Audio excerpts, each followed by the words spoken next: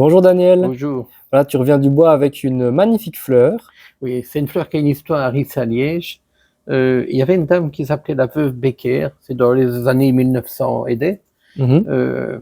et qui a été accusée de 11 meurtres avec 5 tentatives. Ouf. Et alors on s'est aperçu que cette brave dame-là, qui était garde-malade, quand elle prêtait de l'argent ou quand elle rencontrait des veuves Mhm. ou des dames seules riches, elle disparaissait après.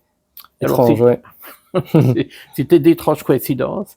Son mari est mort comme ça, d'une manière mystérieuse Ah, aussi, oui, ok. parce qu'elle avait un amant. Bon, on n'a jamais pu prouver, mais enfin. Et on s'est aperçu qu'elle utilisait un dérivé de cette plante-là, qui est la digitaline, Ah oui. qui était un médicament qui était vendu à l'époque en pharmacie en vente libre. Mhm.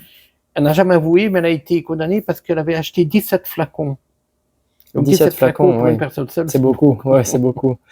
Surtout que c'est un médicament qu'utilisait vraiment à dose très fine, Très parce fine, que ouais. il est cardiotonique, la digitaline, mais Ok. elle peut, si tu augmentes la dose, tu peux avoir un arrêt cardiaque. C'est ça, ouais, ouais. Donc c'est pour ça. Il existe d'ailleurs un livre ici sur les plantes toxiques.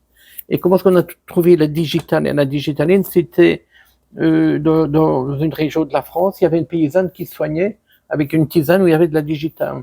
Et un Ok. médecin s'est aperçu que les gens guérissaient. Alors, en fait, c'était parce qu'elle avait une toute petite dose dans sa fameuse tisane C'est ça, ouais, ouais. de digital. Alors, on a découvert le médicament qui est utilisé encore maintenant. Et c'est une histoire qui avait révolutionné un peu la région liégeoise de voir que c'était la première tueuse en série. Et C'est comme à ça. l'époque, il n'y avait pas des métallégistes ultra performants comme Philippe Boxot et d'autres, qui auraient peut-être pu prouver directement qu'il y avait de la digitale. Oui, c'est La ça. digitaline, oui. En tout cas, la science n'était pas évoluée comme maintenant et on Ouais. n'a pas pu prouver vraiment Que c'était elle, quoi. scientifiquement. Mais voilà, c'est juste Et pour par montrer contre, qu'il existe des livres sur les plantes toxiques. ouais. On peut s'informer. Il n'y en a pas beaucoup, hein. Il y en a quelques-unes. Mhm.